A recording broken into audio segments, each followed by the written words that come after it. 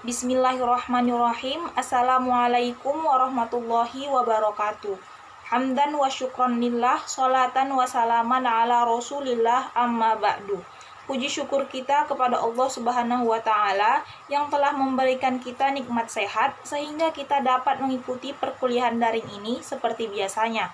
Salawat berangkaikan salam tak lupa pula kita hadiahkan kepada junjungan kita Nabi besar Muhammad Shallallahu Alaihi Wasallam. Allahumma sholli wa sallim wa barik alaih. Baiklah, kami dari kelompok 9 akan mempresentasikan hasil diskusi kami mengenai pengambilan keputusan di dalam organisasi. Di sini saya akan mendefinisikan tentang pengambilan keputusan.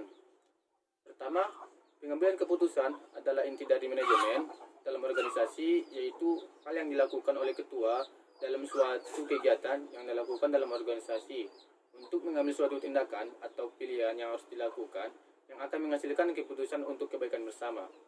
Dan yang kedua, menurut Terry, dia mendefinisikan pengambilan keputusan adalah pilihan alternatif perilaku dari dua alternatif yang ada atau lebih. Tindakan pimpinan untuk menyelesaikan masalah yang dihadapi dalam organisasi yang dipimpinnya dengan melalui pemilihan satu di antara alternatif yang dimungkinkan. Dan yang ketiga, menurut Syagian, pengambilan keputusan adalah suatu pendekatan terhadap hakikat suatu masalah, pengumpulan fakta-fakta, data, penentuan yang matang dari alternatif yang dihadapi, dan pengambilan tindakan yang menurut perhitungan merupakan tindakan yang paling tepat.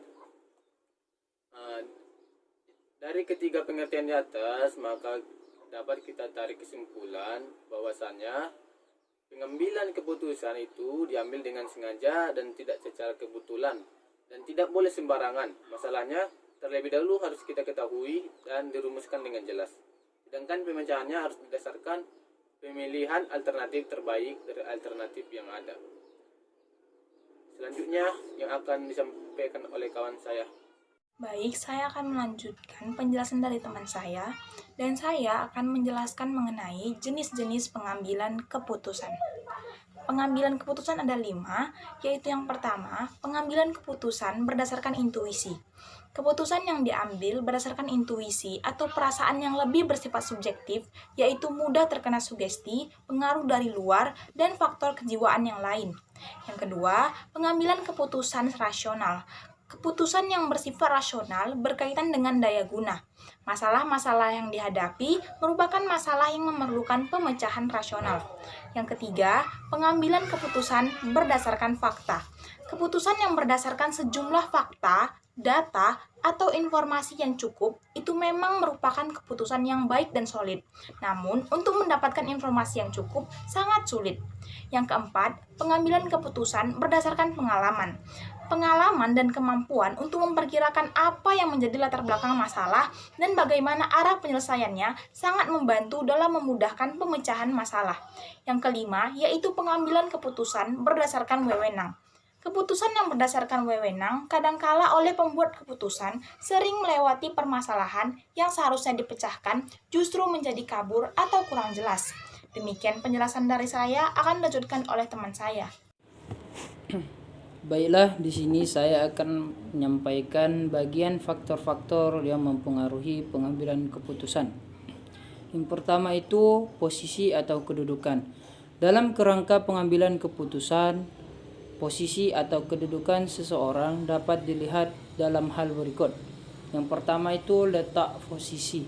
Dalam hal ini, apakah isi sebagai pembuat keputusan atau decision maker atau penentu keputusan atau decision taker ataukah staff atau staffer. Yang kedua itu tingkatan posisi. Dalam hal ini apakah sebagai strategi, polisi, peraturan, organisasional, operasional, teknis. Yang kedua itu masalah.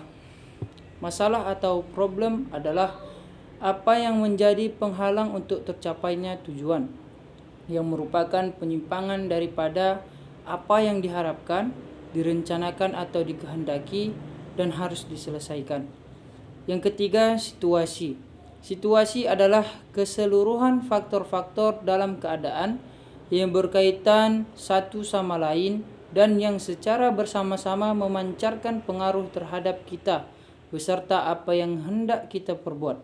Faktor-faktor itu dapat dibedakan atas dua, yaitu sebagai berikut. Yang pertama, faktor-faktor yang konstan, yaitu faktor-faktor yang sifatnya tidak berubah atau tetap keadaannya. Yang kedua itu faktor-faktor yang tidak konstan atau variabel, yaitu faktor-faktor yang sifatnya selalu berubah-ubah, tidak tetap keadaannya.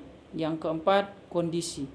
Kondisi adalah keseluruhan dari faktor-faktor yang secara bersama-sama menentukan daya gerak, daya berbuat, atau kemampuan kita. Sebagian besar faktor-faktor tersebut merupakan sumber daya.